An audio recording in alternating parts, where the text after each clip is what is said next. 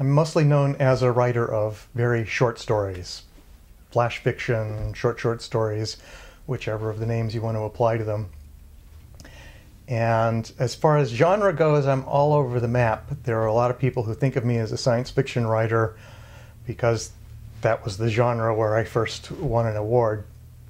So those two Nebula awards stick in the memory of a lot of people. But I have also won the World Fantasy Award a couple of times. I've won a Pushcart Prize for literary fiction.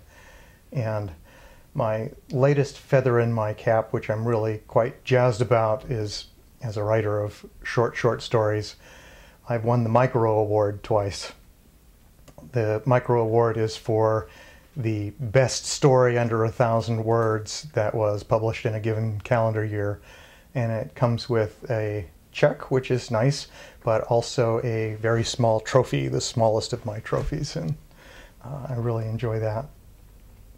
One of the things that I really like about writing short fiction is that, in a sense, it doesn't matter what I choose to do next.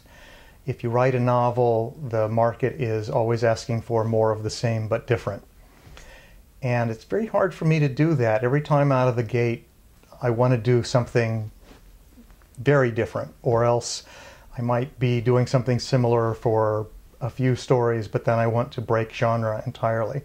And the short, in a sense, just like short fiction generally, doesn't count as far as establishing a writer's reputation in the sense of what's expected from them next.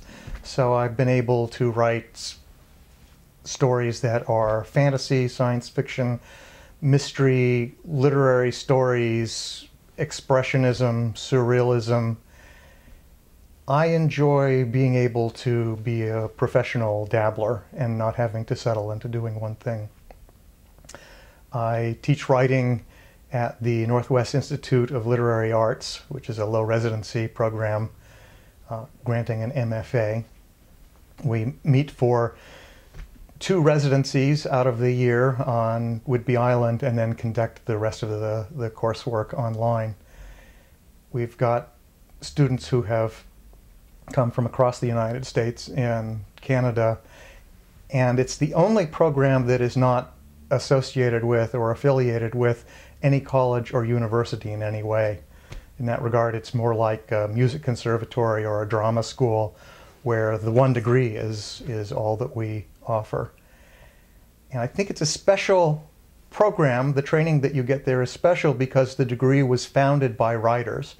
So even though there are writers running lots of creative writing programs, they are running those programs from an academic context, usually in relationship with an English department, where the department may say, we want to keep offering these courses on major authors, but we're having a hard time filling them with our regular graduate students, so let's make that a requirement for the creative writing students. And our only requirements, our only constraints are that we want to give writers the training that we wish we had had when we were going to graduate school ourselves.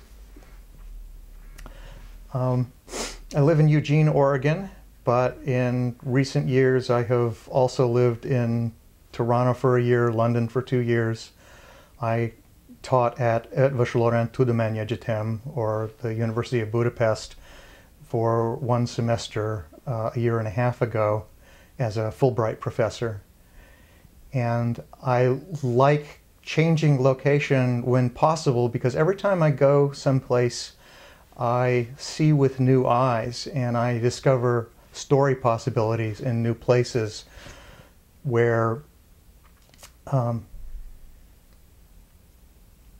just the different environment gives me the opportunity to see things that I would never have noticed if that had been my routine environment, if I had been there for a long time. And a great thing about that is when I come back to Eugene, Eugene is new to me again too, because I've been away long enough that it's also a new place. So if I had one piece of advice to offer to writers, it would be to try to make your environment, try to make your routine experiences new to you in some way, so that you're always seeing with fresh eyes. And finally, I have a little cottage industry of publishing my own short stories and distributing them by email.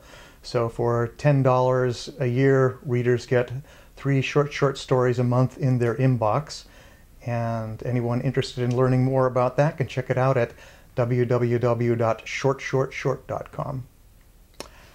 And I think that's about all I have to say.